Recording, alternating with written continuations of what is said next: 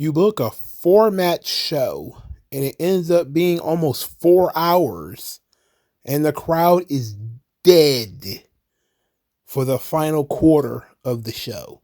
How do you manage to do that? How do you manage to have people so excited? You did a 10 build for the show. The build for the show, especially for the main event, was a 10. People came into this show super excited.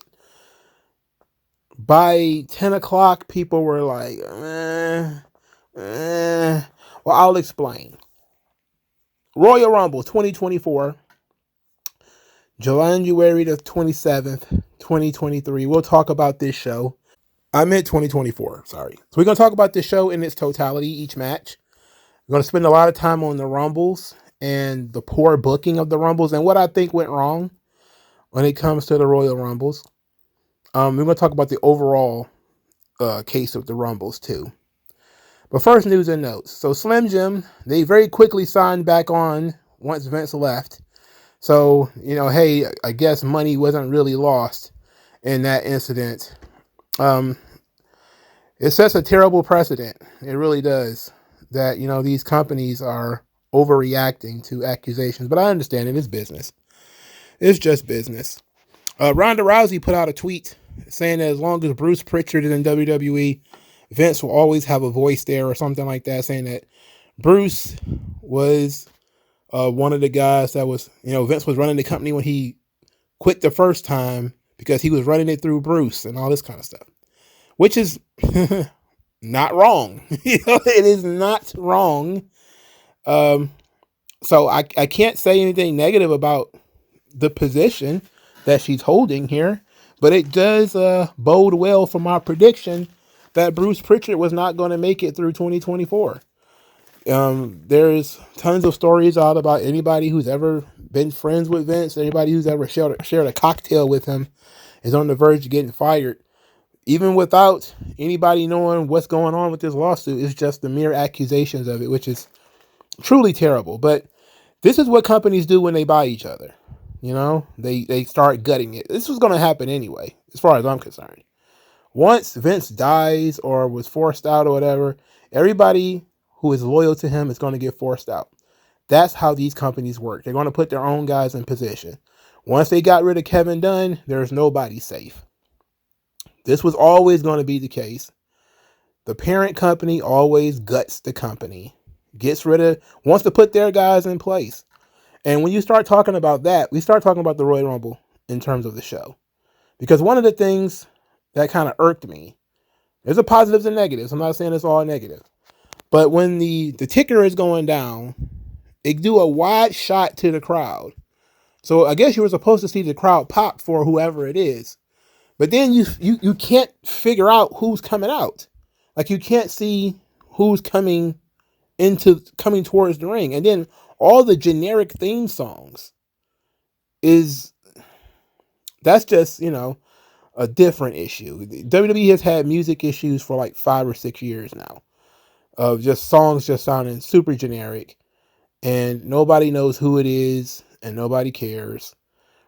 So, but that wide shot instead of a shot on the tunnel where, you can see the wrestler coming out and you see the number and the Tron and all that kind of stuff, that could have been great.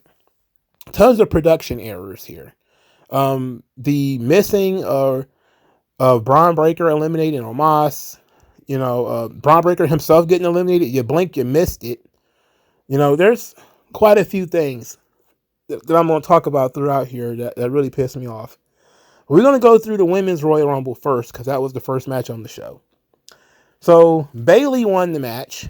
I'm going to talk about Bayley winning the match and my thoughts on Bayley winning it after I get done with my general critique of the show. So, of the match. Naomi was the second entrant. So they gave you the surprise return immediately. No drama, no making them wait.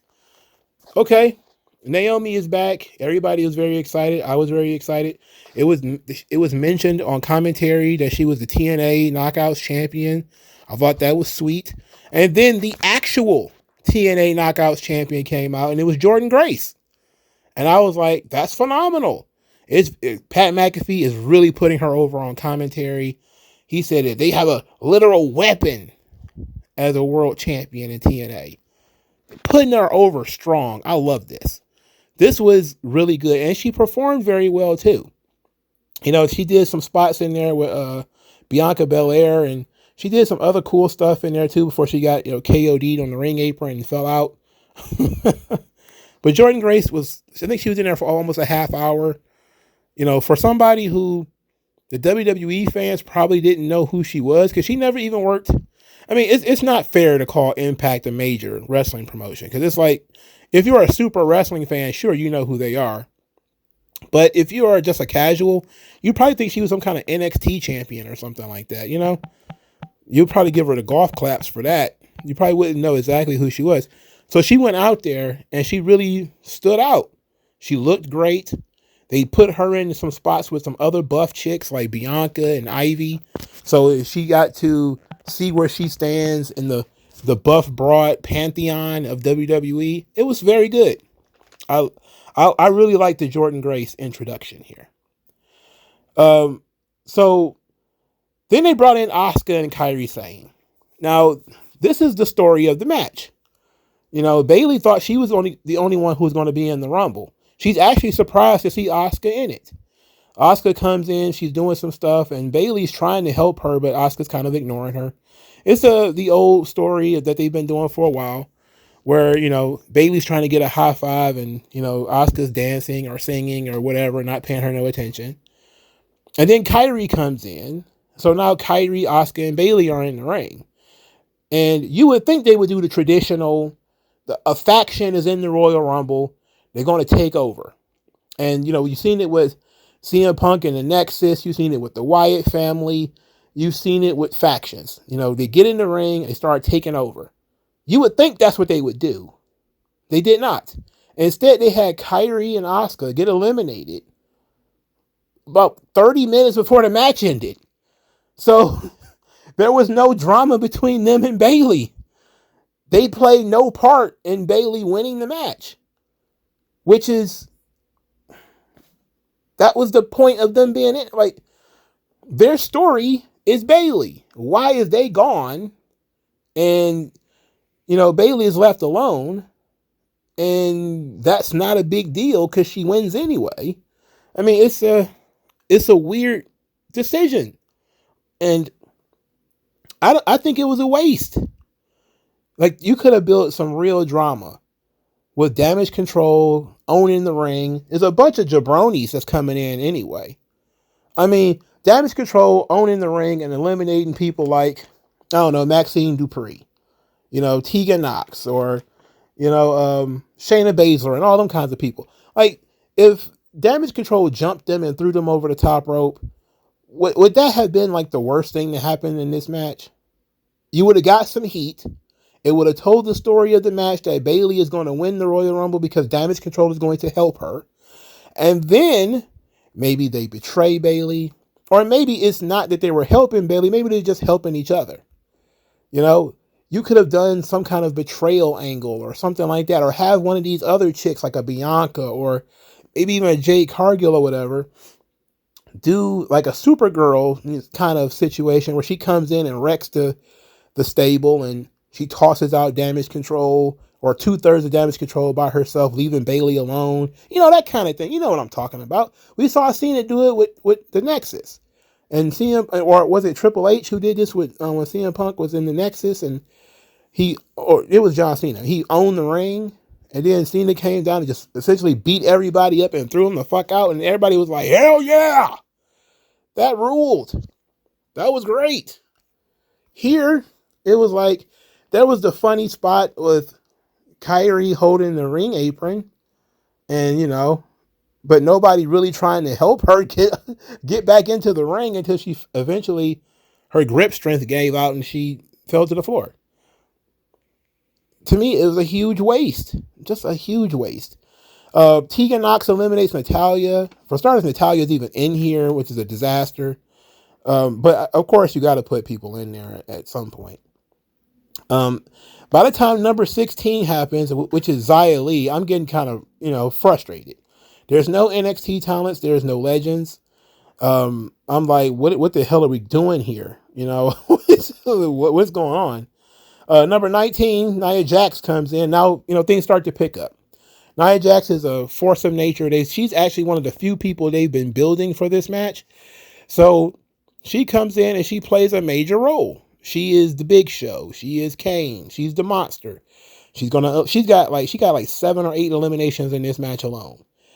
And, you know, they do a little back and forth between her and Piper Niven where they're crushing Chelsea Green. That part was actually funny too. I actually found that to be entertaining.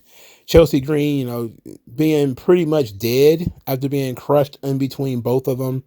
And then being, you know, having Piper body slammed on her. You know, all this sort of stuff. It was really good. The Chelsea Green, amazing. Thumbs up to her. But clearly they were building up Nia Jax as the dragon who needs to be slayed. Now, you would think that the Dragon Slayer would be the person they were building her up against, which would be Becky Lynch. So Becky Lynch comes in at 21, and you think you're going to get that traditional, oh, Nia Jax owns the ring, but here comes the big star who's going to put Nia Jax on her ass. And you don't get that at all. Now, you get something that's slightly better, and that is you get somebody who is making their debut, and they do so by doing things that nobody else could do. Okay? Another funny bit, around 24, R-Truth comes to the ring. He cuts off Valhalla's entrance. Now, another funny thing, because this was funny too, not just that R-Truth came into the Women's Royal Rumble, but Michael Cole was really, really excited about Valhalla wearing antlers. And it was funny. Like, he was like, is she wearing antlers? Yeah! I was like, what? He was so excited to see Valhalla wearing antlers. And then she got in the ring and immediately got thrown out, which was a waste of time. It was a waste of a space. So in the later part of the match, things starts to pick up. You know, 24 to 30, things start to pick up. You know, you got Roxanne Perez, you got Jade Cargill, Tiffany Stratton, and returning Liv Morgan. So no Sasha Banks, which we'll talk about in a moment.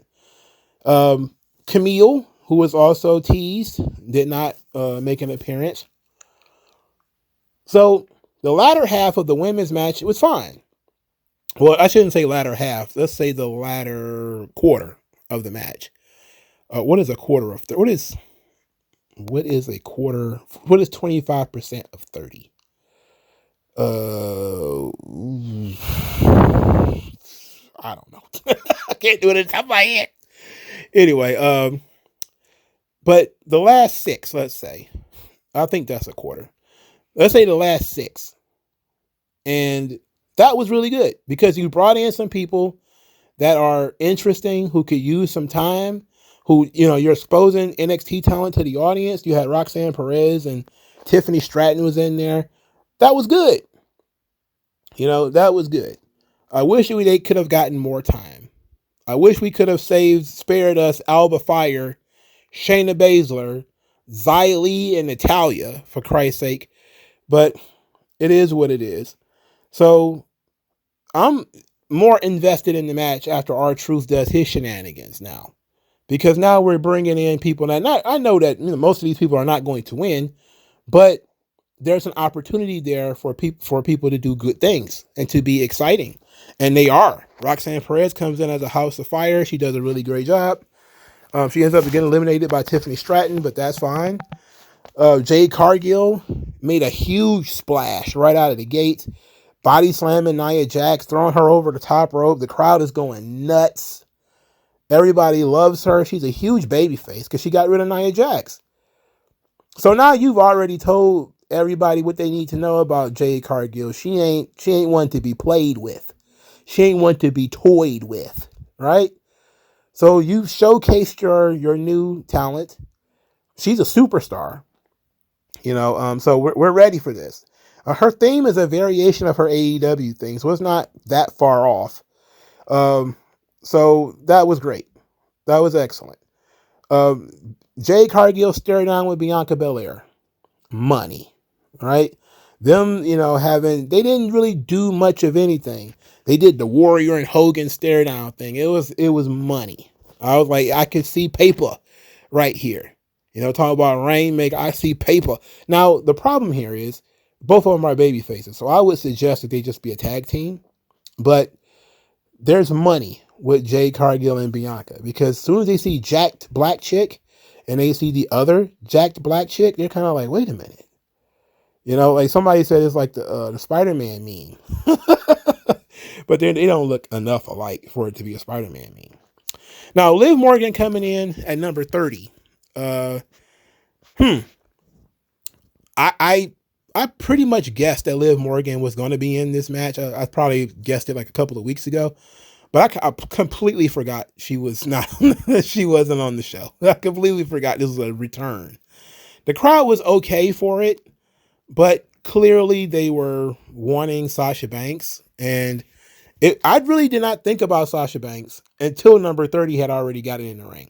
Then I was like, wow, there's not going to be any Sasha. That's fine. I'm not tripping on that. So Liv Morgan got a tepid reaction, even though she came in number 30. I like the concept of Rhea and Io watching as we get down to the final 7, I think it was. And then things kind of started moving really fast. People started getting eliminated very quickly. And at least it was quick to me. We didn't really have a traditional final 4. Like, we had 2 people, Bianca Belair and Tiffany Stratton. Tiffany Stratton is trying to maintain herself in the ring, and she grabs Bianca's braid and she's pulling it, trying to hold herself up on the ring apron. So I believe it was Bayley who kicked Bianca, and then they both fell out. So you didn't get a final 4 because Bianca fell out. Technically, she was in the final 4, but she fell out when Tiffany fell out. And so Tiffany didn't, she got eliminated by somebody who matters, but she didn't really get to show out. Like, she got to do like her swanton bomb. She did some handsprings and stuff like that, but she didn't really get to show the full breadth of what she could do.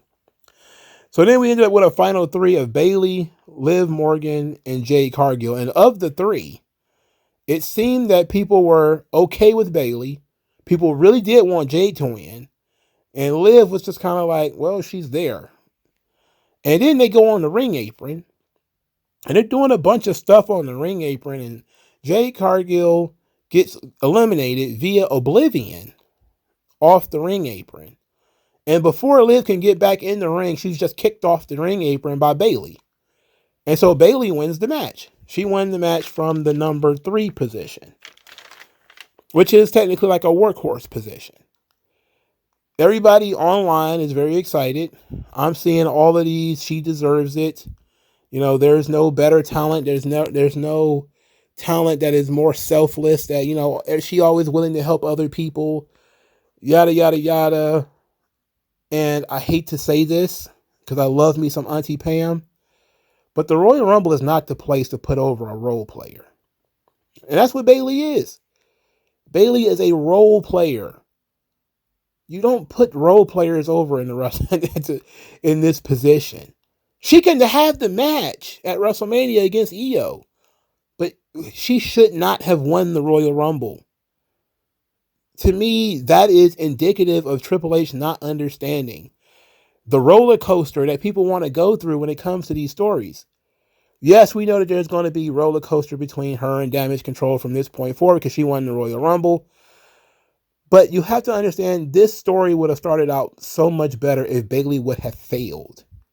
If Bayley would have lost, and even if she'd have lost in a way that would have been able to blame Kyrie and Asuka because they got eliminated and they didn't really help, or, they turned on her, they betrayed her, or whatever the case may be, that could have been a much better story. Now, the story that they're going to tell is probably just going to be the same one, Batista and Triple H from 2005 or some crap, right? Which a lot of people remember that fondly. I was not watching wrestling at the time, so I didn't remember it that well, but I think I started watching wrestling shortly after that feud, in the middle of that feud, actually. Batista was already champion when I came back. And I went back and watched it, and I liked it. I thought it was good. It works here too, where you're going to have these members of Damage Control scheming behind Bayley's back, trying to talk her into challenging Rhea Ripley. You know, that's going to be fine when she eventually turns it around and decides to fight Io. But delusional Bayley, who doesn't recognize that her friends aren't her friends, this was the time to show her that her friends are not her friends. This was the ultimate time to prove that, so that it will be unmistakable in the future that she is not really the leader of Damage Control. You know, to break Bayley's heart by eliminating her from the Royal Rumble, destroying her plan, and then basically laughing about it for the next 3 months, and forcing Bayley to scratch and claw from the bottom by herself back to the main. That's the story. That's the freaking story right there. If Bayley would have lost this match and would have had to scratch and claw her way into Elimination Chamber so that she could fight Io specifically, that would have been a much better story than, will she pick Rhea? Will she pick Io? Will she pick Rhea? We know she's not going to pick Rhea. We're not idiots. But the problem is they have put all their eggs essentially in one basket in terms of Bayley was the story. It was the story before Becky Lynch and Nia Jax and all these things that they've got going on here. It was always going to be Bayley. I was hoping that they would smarten up and not do that. I was I was hoping against hope that they would not do what they did. I don't have a problem with Bayley. I love me some Auntie Pam and her gams. I just don't think that just like some people thought that Kofi Mania was the bad thing because Kofi was a perpetual role player who, you know, even today he loses mid-card matches in 4 minutes. That's what Bayley does. Bayley doesn't. When the last time Bayley won a singles match by herself? Like, it's been forever. And now she can win the Royal Rumble and it's believable? Come on. You know, I don't know. It's all in the presentation. You have presented Bayley as a ineffectual leader of Damage Control up to this point. You've made her a lovable loser. You know, people support her because how hard she works. People like her because she's trying to help other people legitimately. And they are kind of like, you know, scheming against her, trying to stab her in the back, all this kind of stuff. You added all of this sympathy to Bayley. Let's think about how much more sympathetic she would have been if she would have lost. And I know everybody is going to run around, Mongo, Bayley deserves it. She's been in this business all these years. I don't care. It doesn't serve the story. The story is not served better with Bayley winning. It serves better with Bayley losing. Now, Sasha Banks wasn't here, which led a lot of people to say, I told you so, she's going to be in AEW. Well, until she actually shows up, we don't know what's going on. It could have been that they didn't want to put her in the Royal Rumble if she's not going to win it.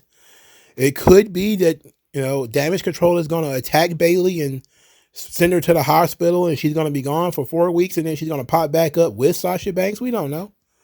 We have no earthly idea what they're going to do. So until she actually shows up, that is what it is. But I am surprised she wasn't here. Now, the women's match lacked stars. I mean, it's a women's Royal Rumble. There's not a lot of female stars. Clearly Charlotte is injured. There's nothing you could do about that. Bianca was in it. She looked amazing. Jade Cargill looked amazing. Nia Jax was fun. Becky Lynch played almost no role in this match. You had Becky Lynch go out there and tell this story about how she really needs to beat Rhea Ripley. She really needs to fight Rhea Ripley. She really needs to beat Rhea Ripley. Why is Becky not there at the end? Like, to me, you could do the Tiffany Bianca thing where, you know, she's grabbing her hair. You could do the Liv thing with Jade Cargill. And you could even do Bayley kicking Liv off the ring apron. But it should be Bayley and Becky at the end. And since Becky is a established world beater, whether you like her or not, she's an established main event talent. She should have gone over.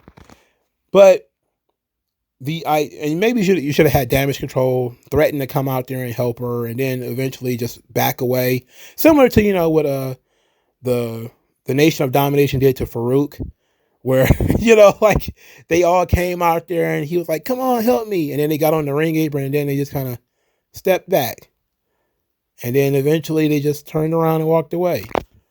Like, that would have been soul crushing cinema for you to be able to sell that Damage Control didn't have Bayley's back and she ended up losing the Royal Rumble. And then they could have gone by saying the same thing, that, you had to win the match on your own. You're the leader, which is what they said a couple of weeks ago when she lost to Bianca Belair in the middle of the ring. You got to be able to win these matches on your own. So to me, that would have been a better ending. But Becky was pointless in this match. She didn't do anything. She's not the big star who eliminates Nia Jax, which is usually the John Cena position, the Hulk Hogan position, the Stone Cold position, where the guy who comes in and eliminates the immediate biggest threat in the match. That's the Superman position, if you want to call it that. Cena does it all the time. Some guy like the Great Khali comes in, he's, knocking people's heads together, and then here comes Undertaker, and he's going to do what he does and take the Great Khali out. And everybody's going to pop because Superman did his thing. That's what everybody wanted. And then they gave it to Jade, which is nice because Jade needed that. As a rookie, somebody that nobody has really seen before, you put her on the map with that. But then you had nothing else for Becky to do. So it wasn't like she had to play another role, even though she came out to play the Superman role, because it was perfectly positioned for her to be the Superman. Nia Jax is dominating, and then Becky's music plays. It's almost like, okay, perfect. She's going to come out there. She's going to put a couple of knots on Nia's head, throw her, and maybe her and a bunch of other people are going to throw her out. No. Becky, I couldn't tell you what Becky did in this match because she didn't do shit. She didn't do a goddamn thing in this whole match. Why was she even in it? She went through this story, and it was a good story about how she needs to fight Rhea Ripley, and she wants to fight Rhea Ripley to prove that she's still got it and that Rhea Ripley is not better than her. You still could have told Bayley's story. Again, Bayley didn't need to win to tell that story. So this was a feel-good moment for fans of the Four Horsewomen, because WWE just can't let I know I'm sitting here pitching that Becky Lynch should have won. So you're like, are you going to say that's Four Horsewomen shit and you want Becky to win? I'm saying from the perspective of storytelling, Bayley being betrayed by Damage Control, who she spent 2 years elevating, is a much better story than Bayley overcoming the odds and winning the Royal Rumble like a babyface when she's not a babyface. Like that's weird to me, but I don't know. Also, I did not see a lot of potential storylines coming out of this thing. Like, usually the Royal Rumble will set up some storylines for the future, but I don't see that many. Also, I forgot to mention, Maxine was awful in this match. They brought Maxine Dupree into this match, and she was not good. She was very excited, but she tried to do some stuff with Bayley, and she couldn't tell whether she was coming or going. She did a flying head scissors that looked absolutely dreadful. She just needs more work. She's very enthusiastic about wrestling, so I'm not going to denigrate her too much. I think she's under the age of 25 and she has no wrestling experience. She was a model or something like that, and she's an entrepreneur. Let's have to give her some more time. She really just started wrestling last year, but she's got charisma. Let's give her a chance. I'm going to give her a break, but she's not good. But when you look at the roster of people that they put in this match, my goodness. Some of these folks you hadn't seen in weeks, like Xia Li. Like, you haven't seen her in forever. Where does she come from? Tegan Knox. These people are not over. You can make a case for Chelsea Green and Piper Niven and Casey Catanzaro and Katana Chance. You can make an argument for them. At least they were on TV recently.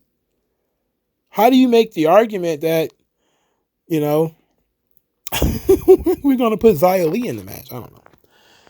All right, let's move on. I'm going to critique the Women's Royal Rumble more after I do the men's. Fatal 4-Way. Roman Reigns defeats LA Knight, AJ Styles, and Randy Orton. Did you think it was going to be anything else? This match was probably the worst match in the entire Roman Reigns run. And I know some people thought it was really good. For me, it just never caught on. And mainly because I don't want to see it already. And they're moving at a snail's pace with these entrances. My goodness. These entrances felt long as hell. Everybody seemed to have a 3 or 4 minute entrance. Like, that's entire. I know the ramp was long, but shit. You know? Randy and Roman did exactly what I said they were going to do. They walked in brawled like Abdullah the Butcher and Bruiser Brody. They just grabbed each other by the back of the head and just went walking. They left LA Knight and AJ Styles to do their thing, and they just walked around. And then they walked right into their spot. When it was time for a spot, they did their spot. When Roman had to take the back bump on the apron, on the announce desk, he did not get any air on it. He basically just hooked and laid down. And that was it. They were not going to put in maximum effort. Randy and Roman put on a masterclass of low effort wrestling here. I mean, they did the maximum minimum as possible. It was 100% Abdullah the Butcher. All right, they did as little as humanly possible to keep people excited in what was going on here. Okay, they did the usual bloodline distraction. Solo Sikoa pulls the referee out of the ring as Roman is about to be pinned by, I think it was Randy Orton. Samoa spikes to almost everybody. He crashes himself through the barricade, so he's out. You know, he had stacked all the bodies, like the old WrestleMania match with Bryan and Edge. Roman tried to pin everybody, then Roman ends up on the stack too, and everybody kicks out. It was that, all that stuff was interesting. But I was deflated by, okay, we're still doing Solo Sikoa, can pull people outside the ring, Samoan Spike. I mean, we've been doing this for over a year now. You know, like, eventually people have got to get smart. Like, this match is no disqualification because it's Fatal 4-Way, but, great googity boogity. What on earth? What on earth? So, Roman wins the match. He ends up pinning AJ Styles. I figured AJ Styles or LA Knight was going to be the guy that's going to take the pin. So, Randy doesn't lose. Heavens to Betsy, Randy doesn't lose. So, maybe they can run that at a pay-per-view or something. But this match, to me, I wasn't interested because it's a Fatal 4-Way. And then nothing in it occurred to make me interested. You know? It's maximum minimum effort. Logan Paul and Kevin Owens fought to a disqualification when Kevin Owens got caught with brass knuckles. Now, the finish was divisive. You know, disqualifications are always frowned upon, if we're being honest. So, for people to say that they like this finish is kind of controversial. I like the finish. I really do. I think if Logan Paul beats Kevin Owens, he's just going to, feud with people for 1 month and then beat them and then move on. I think you save yourself a match. It was a well-worked match. Logan Paul looked really good here. Kevin Owens did what Kevin Owens does. Logan Paul worked a body part more than I thought that he would. My only problem here is I think this match was probably too long. There was only 4 matches on the show. They wanted to get a crowd a break in between 2 very long matches because maybe the Fatal 4-Way went too long too. And it was like, okay, these are the work rate guys. Let's let them work. Let's give them some time. And they're in there, grabbing a hold and everything, which is fine. Which, doesn't bother me none. And it may be not great for the live audience, but it didn't bother me any. And when it looks like Logan Paul's in trouble, one of his Goonie Goo Goos showed up. His stooges. His minions. And security just keeps asking this guy to leave. Instead of doing what security does, which is tackle the guy, put him in a chokehold, an arm bar, and carry his ass out, they're pointing like, you need to leave. You just need to go. They're talking to him. They're scolding him. He's causing a distraction.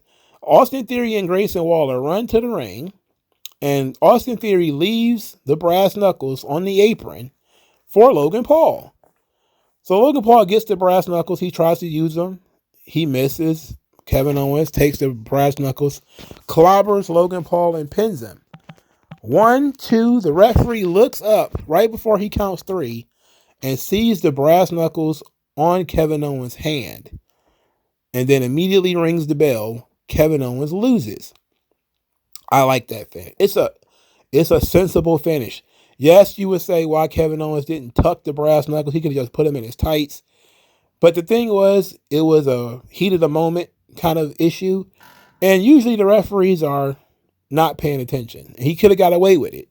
But this time he didn't. He got busted. So to me, it deflated the audience because everybody was ready for Logan Paul to lose. And it seemed like the crowd had got there.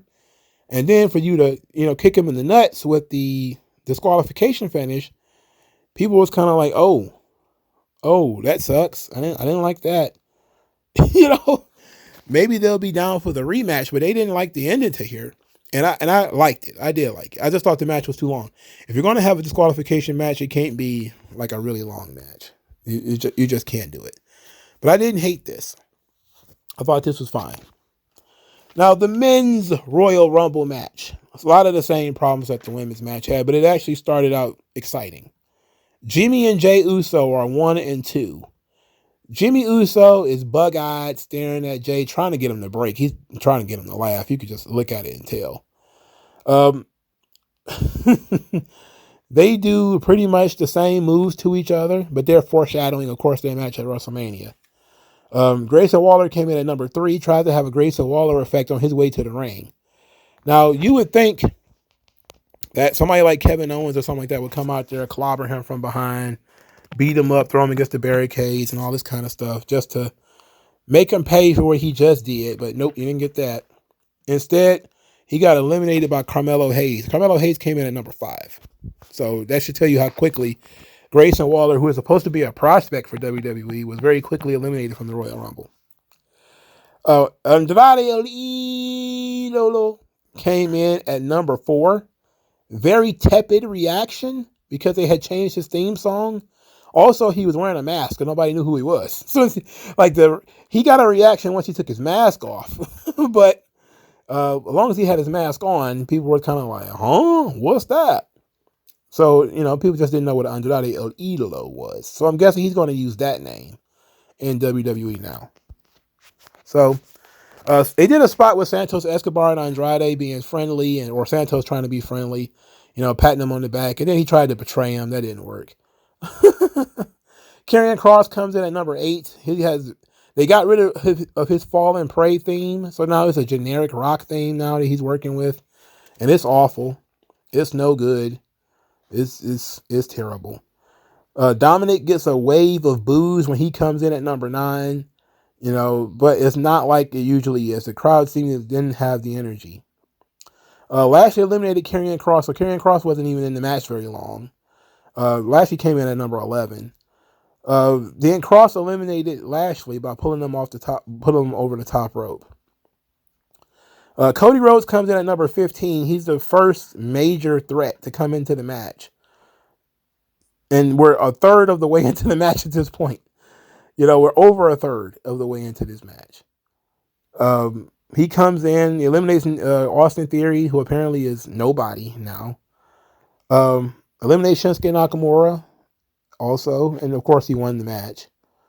Kofi Kingston has the second most Rumbles in history. He gets eliminated by Gunther unceremoniously. There was no attempt at, Kofi trying to make a Rumble spot, trying to make memories and all that kind of stuff. There was not even an attempt. And I know a lot of people say, well, he should have stopped after he started botching them. And that much can be said to be true, except he always had to do the tightrope act. He was never actually going to win the match. The point is, he does something that people remember. He does these interesting stunts that people remember. That's what people kind of wanted him to do. And that was the point of him being in the match. And then he just got eliminated by the guy he's going to lose to on Monday. So, Braun Breaker comes in. I hate the way they shot his entrance. They shot him from the side. I don't understand why they did that. He comes in a house of fire. This kid comes in like a thunderbolt, right? Like a thunderbolt flung from Zeus's fist. He's in there tearing people apart, suplexing guys, hitting dudes with clotheslines. He eliminated Jimmy Uso. So the Jimmy Uso, Jey Uso story, there was no follow-up to that, because Jimmy Uso, you would think they would, have him do something with Jey to tell that story. The story of, maybe Jimmy being eliminated by Jey so that he'll be bitter and angry at Jey. Now, Gunther eliminating Jey is fine because everybody kind of sees that Jey Uso is on the horizon for Gunther eventually. So you want to have Gunther eliminate Jey? Fine. But you should have had Jimmy be eliminated by Jey. Because, again, it touches on the bloodline story. It touches on those two guys who are apparently going to feud with each other at WrestleMania. If they're not going to do Jey versus Gunther. But Jimmy becomes pointless once he loses this match. His story going in is that he wants to be the tribal heir. And then you look at this match and Solo Sikoa's not even in it. So Solo Sikoa, who is been a tank for the bloodline for the most part, with the exception of, a couple of losses here and there. He's not worthy of being in the Royal Rumble. But Ricochet, who I have not seen forever, is. Pat McAfee is. We'll talk about the Pat McAfee thing in a minute, because I think we all know what was going on there. But Braun Breaker was great. He got eliminated by Dominic Mysterio from behind in a if you blink, you missed it kind of moment. But first, he eliminated Omos by himself in what should have been a showcase moment where you see, Braun Breaker blasting through Omos and throwing Omos over the top rope, which could have got him a huge pop. Instead, no big deal is made of it. For starters, because they really didn't establish Omos as much as they should have. And then he's thrown over the top rope by Dominic Mysterio. Look, I like Dominic Mysterio. I do. But Braun Breaker should have been eliminated by a star. Somebody who actually matters. Punk. Cody. Somebody like that. Drew McIntyre. Somebody on that tier. Somebody who's in a championship, pedigree. He got eliminated by Dominic Mysterio. I don't know. But Braun Breaker came in. The kid is good. Everybody knows he's good. And he got quite a few eliminations. He bench pressed Gunther. That was great. On commentary, they're like, I would pay to see this. It's like they've already done it. Gunther's last match in NXT was against Braun Breaker, and he lost. He lost embarrassingly, too, if we're being honest. So R-Truth comes in at number 24. He's in the right Rumble this time.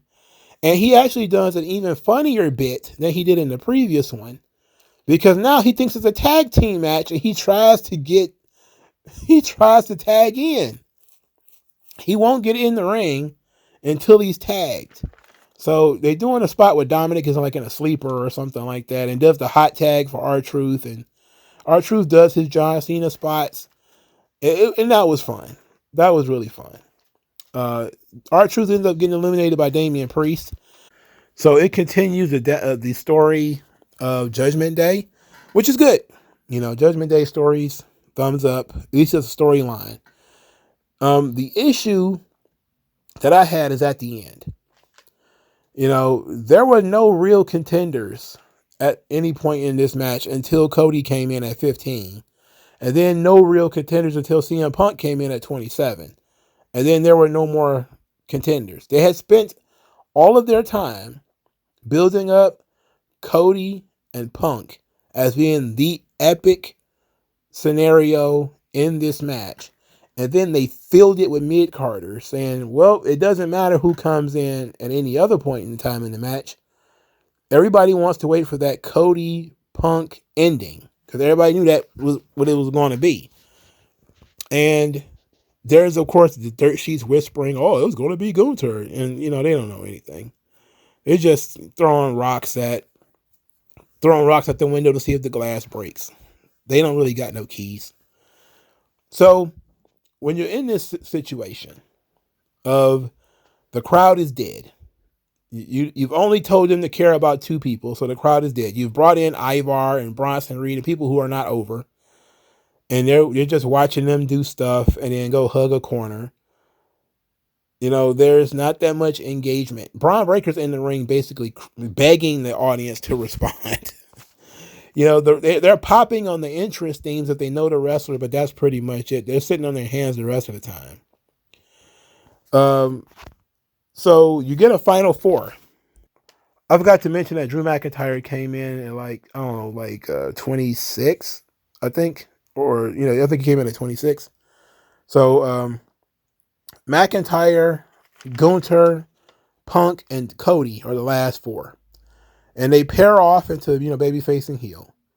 So you got Gunther and Rhodes on one side, Punk and McIntyre on the other. They're fighting. McIntyre tells Punk he's not the same Punk kid that he was before. That this is his locker room. And then shortly thereafter, he's eliminated by CM Punk. No real drama to it. Just kind of got thrown out. Gunther, who was a finalist last year, is eliminated this year by Cody Rhodes again. I like Gunther because he's really good, but I like him more for how he does his character work. Because Ludwig Kaiser was in this match too, and he was being a ninny in a way, while people were brawling around him. Lashley's team and the Final Testament, I think it was. These guys were brawling about, and the way he was walking was so funny. How he was trying to avoid these people touching him. It was very entertaining. So he got eliminated right before Gunther came in. And Gunther took a second to berate him in public in front of everybody before he got in the ring. I love that little character stuff like that. Losing is so disappointing and it's so not tolerated that before I get in the ring, let me chastise you for falling short and being a bum. So Gunther is out. This leads to a Cody Punk final. Now, it wasn't bad, the Cody Punk final. The crowd was solidly behind Cody on this situation. Solidly behind Cody. And Punk starts to play into it. He does a pedigree. He tells, I can't believe I did that shit. He didn't say, I didn't wait 10 years to lose to Dusty's kid. And then he tries a GTS, which is countered. And then he's thrown over the top rope. Cody Rhodes win back-to-back Royal Rumbles, which, he is not fucking Stone Cold Steve Austin or Hulk Hogan, for Christ's sake. He should not have won back-to-back Rumbles, but okay. All right, whatever. I think most people kind of figured Cody would win. So now we know what WrestleMania is. It's going to be Punk Rollins and Cody Reigns. I don't think we got to worry about The Rock too much. I know a lot of people thought The Rock might be in this match. I don't know why you would think that. There was no signs at all that The Rock was going to be in the Royal Rumble. And they literally teased Hulk Hogan, and this match could have used it. They could have used some Hulkamania. Imagine if Real American would have started playing instead of Ivar's theme. For fuck's sake, are you serious? I'd have jumped out of my seat. I'd have jumped out of my skin. And I'm like, no way is the Hulkster ready to run wild one more time. I don't know. Anyway, Cody wins. He's going to challenge Roman Reigns. That's fine. It opens up Punk to wrestle Seth Rollins. Punk did the right thing by letting Cody go over. It was the right decision. Punk is not, does not need to win the Royal Rumble to get what he wants. Cody, however, does. He did. He had to win the Royal Rumble to get what he wanted. He can't skip brands any other way. unless they came up with some kind of creative way for him to skip brands. So Cody wins. I'm not upset about that. It's a little anticlimactic. The crowd was dead for the entire match, which is disappointing, but there's nothing you can really do about that at this point. You got to just play with the cards you dealt, and you were dealt pretty crappy cards. And so as far as the show is concerned, Triple H does not know what the recipe is for a good Royal Rumble match. Both of the Royal Rumble matches suffered from the same problem. There were no surprises. There were no swerves. There were no spots. There was nothing that's going to, in 5 or 10 or 15 years, pull you back into watching this match. Now, I likened it on Twitter, X. I likened it to like the 93 Rumble or the 94 Rumble, where those matches, because they were, smack dab in the new generation, and Vince wasn't making a lot of money, there was not a lot of surprises. It was just, here's regular roster guy A, B, or C, and you just have to deal with it. I think the 95 Rumble was the same way. And I saw a lot of people on Twitter, maybe because they were Triple H jock sniffers. Oh, it's better for you to just use the talent with potential and regular roster talent. Why bring in legends? Why do returns? I mean, this is just a cheap pop. You don't understand, bro. Like, a Royal Rumble is a stew. You got to have a little of everything. We knew Naomi was coming back. We knew Andrade was coming back. So those things should not even count as surprises. Jordan Grace was the only surprise in either match. We knew about pretty much everybody else, and we didn't care about most of those people. All right, we could have guessed that Jade Cargill was going to be there. I know I could have. I know I did. So you have to have a little bit of everything. We're at the point now where, yes, we want to see you bring in some female legends. We want to see you bring some male legends in. Because guess what? We see Ivar every week and we don't respond to him already. We don't respond to Bronson Reed right now. So why do we see him every week and we don't respond to him? So why do you think that's gonna change if you put him in the Royal Rumble? And then didn't do anything with him, just put him in the match. If you're just gonna have a guy in the match just to be in it, then it might as well be a legend. Because at least we can get the pop, we get to see the guy, and the people in the building get to say, "Oh man, it was so cool when Bad News Barrett made his comeback or whatever," and he ain't do nothing but throw a couple of elbows and get clotheslined over the top rope. But hey, the shock and the surprise of who it could possibly be coming out of the chute is part of the recipe of the Royal Rumble now. That's how these matches go. The roller coasters of emotion. It's how these matches go. There was no roller coaster of emotion here in either match. And every element that you had an opportunity to play on, for the most part, you whiffed it. Not having Jimmy either eliminate Jay or be eliminated by Jay to continue and light their story, is foolish. I don't understand why you would go make a big show of them being 1 and 2, and then you're not going to have them interact with each other outside of that. Why make a big deal about Solo Sikoa and not put him in the Royal Rumble? Why would Solo Sikoa not be in the Royal Rumble? So there really was no Bloodline involvement. The Bloodline had no story. They're still the top faction in the company. They have no story going into the Royal Rumble match outside of Roman's story, but there's 4 of them, for Christ's sake. I don't know. It's kind of silly to me, man. But you got to have a little of everything. You got to have returns. You got to have stars. You can't just dump, Duke the Dumpster Drosy, Mantar, what was those SWAT team guys? Like Jacob and Eli Blue in the Royal Rumble. It's like, come the fuck on, man.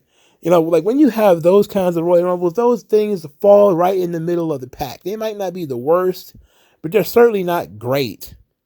They're not the things that you go back and remember over the course of years, And this had the potential to be something that you could talk about for years.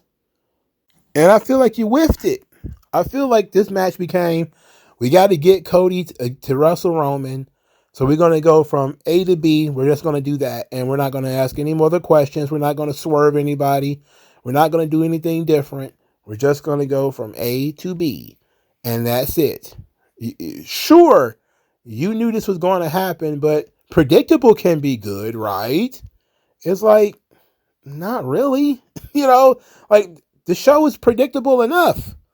And, like we know that Cody's going to win 99% of his matches. We know that, Bailey's going to lose 99% of hers. But, like at this point, predictability is not good for the product. Triple H is a very weird thing. The Royal Rumble is the place. If you're going to have legends and returns and chase the pop, the Royal Rumble is the place to do it. Not Hell in a Cell or whatever pay-per-view you're going to do. I want to have a big surprise at the end.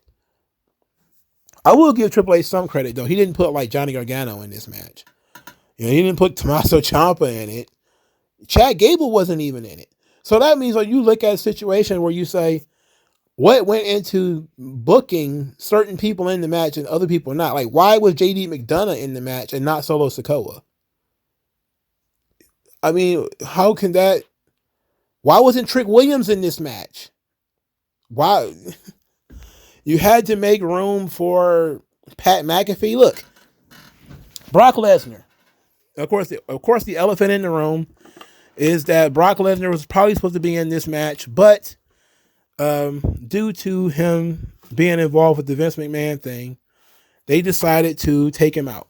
That's the belief. All right? Let's say that that's true, and it very well could be. You still did not need to do Pat McAfee. And I wasn't that offended by it because sometimes, announcers end up in the Royal Rumble. But Pat McAfee has wrestled matches before. Why was he all of a sudden scared to wrestle now? Oh, he didn't want to fight Omos.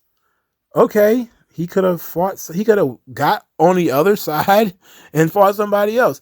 And I think they were trying to tell the story that he was unprepared and he didn't know about the Royal Rumble match and all this kind of stuff. Which, how did he get a number if he didn't know about it? Anyway, even if, let's say, you can't put Brock in the match because of whatever scenario that might involve Vince, then you have 100 other guys on your roster that you could have put in that spot rather than Pat McAfee, and you wasted a spot. Again, I don't think anybody's going to be able to convince me that regular roster Quang style guys on your roster are better than, what I mean by like Quang or the Sultan. I'm just meaning the guys who are not over. They're mid-carders that you see every week and you don't really care that they exist. As opposed to you doing some research and saying, what is a legend who can actually go over the top rope, maybe take a bump, be in there for 30 seconds or whatever. Building a roller coaster in a match, a story throughout the match, instead of just filling it with fucking bums. Both of these matches were filled with bums. Did you really think that Mia Yim was going to win? No. Candice LeRae, she's got a shot. No, she doesn't.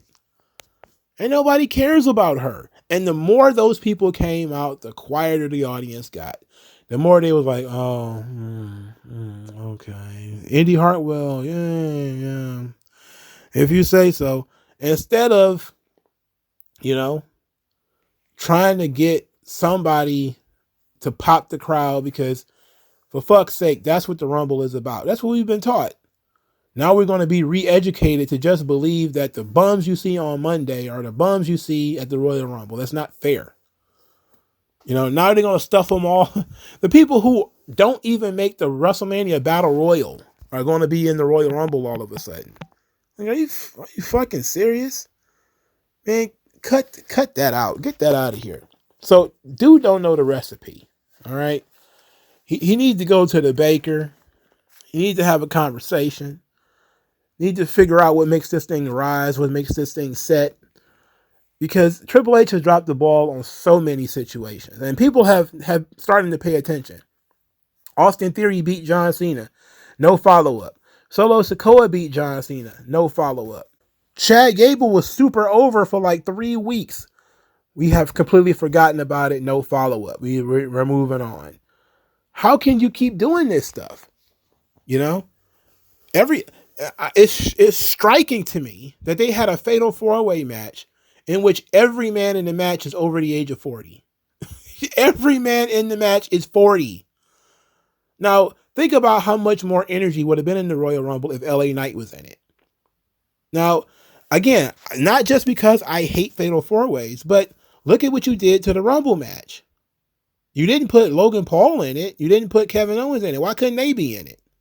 Now, Logan Paul, maybe you say, I don't want to have him overexposed by wrestling twice, but you certainly could have put like Kevin Owens in it. We again, Ivar and Bronson Reed, you didn't bring back Sheamus. Is Sheamus even ready to come back? You know, and I'm not even saying like that would have been a great idea, but at least it's somebody we ain't seen in a while. Somebody who might get a fucking reaction around this joint. Are you surprised that the crowd is dead when you put out people entrant after entrant after entrant of somebody that they don't care about or they don't believe in? And then number 30 is Sami Zayn. And people like Sami Zayn, but they don't believe he's going to win the Royal Rumble. He's a role player. Just like Bayley was. He's a role player. Now, so I say, man, they built some really good anticipation. Did a really good job there, but I don't think it lived up to the hype at all. I think everything on here was underwhelming. I don't want to say none of it sucked. It was awful. But it was all underwhelming. I like the performances of Braun Breaker and Jade Cargill. They were tremendous. They were amazing. I like the women's Rumble match more than the men's. You know, maybe I'll have to watch the men's again. But I definitely, from where I sit and record right now, I prefer the women's match. Basically for the Jade Cargill stuff and the Jordan Grace stuff. Because that was at least interesting. You know, yes, you have to sit through Nia Jax and, Natalia and Maxine doing the worm backwards, which is, they call it a larva. But, at least those parts were fun. When it comes to the men's stuff, I didn't get anything out of that whole shit. Outside of the hot tag about R-Truth, I really didn't get anything out of it. I didn't feel any emotions. I didn't feel any tension. It was what it was. I will say this though, I'm gonna give them this credit on my way out. They started doing endurance clocks, so you'll know how long each wrestler has been in the ring. That's fucking cool. That's a great. I guess it's Lee Fitting, his idea. That's a great piece of business right there. I like the endurance clocks, but other than that, I had problems with the production. At some points, the audio was cutting out. I'm pretty sure it couldn't just be mine. And I didn't like the wide shot that they insisted on. I didn't like the entrance. I thought they were boring. These people that nobody responds to, nobody cares about. The other two matches were mostly predictable. We knew that Kevin Owens was not going to win, and we knew that fucking LA Knight was not going to walk out the world champion. We just knew that. So mid-show, 6.25 or whatever. But let me know what you guys think, and I'll talk to you folks later.